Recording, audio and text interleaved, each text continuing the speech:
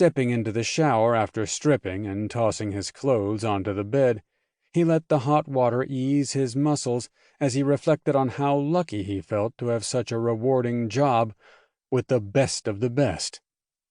When Jack Bryant, a former Special Forces sergeant, retired, he recreated one of his last assignments where he worked with a diverse group of men on a mission in Afghanistan.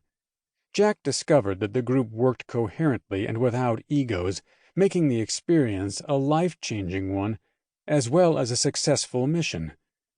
It took Jack over a year to build his compound underneath his massive, luxury house on over 20 acres at the base of the Blue Ridge Mountains.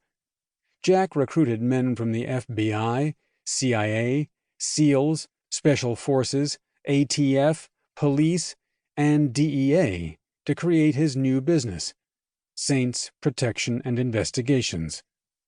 Upon graduating from a school for veterinary medicine, Blaise decided that instead of joining a practice, he would pay off his student loans by becoming a government veterinarian, first for the Department of Agriculture and then recruited by the DEA. His work with the canine program quickly moved him into a veterinary medical officer position. He had hoped for a more exciting career, but red tape had sapped the energy out of him even though he loved the idea of investigating. Finding Jack's saints had been a dream come true. Originally all single men, they were slowly finding women that fit their lifestyle, and so the bar nights took on a completely different role. Instead of a chance to pick up the flavor of the evening for many of them, it was time spent with their co-workers, friends, and their women. Ransom bumped Blaise's hand with his nose, having followed him upstairs as he stepped out of the shower. "Hey, boy, did you finish eating? I hate leaving, but it's a Saints' night at Chuck's." Dressing in faded jeans that fit his muscular thighs and a polo that stretched over his massive chest, he stood in front of the mirror staring at his reflection. His Nordic heritage showed in his blonde hair, square jaw, and blue eyes. "Don't worry, old boy. I won't be bringing anyone home tonight." He chuckled to himself, realizing that he almost never brought a woman home.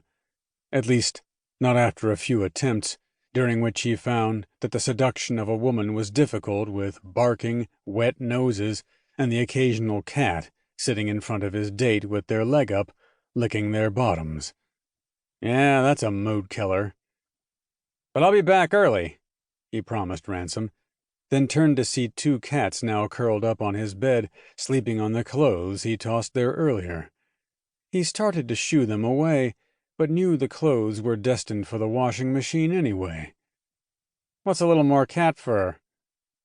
The thought of fur had him remembering several dates where, even if they went back to her place, the women complained of getting fur on their clothes when their bodies were flush in a deep kiss. With one last look at the cats on the bed, he headed back downstairs. The realization that bar pickups were just not his thing anymore hit him. "I can't even remember the last one." Now that so many of his friends had settled down, he yearned for more. Closing and locking the door behind him, he got back into his Jeep.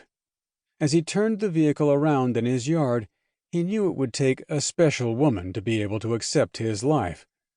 A very special woman.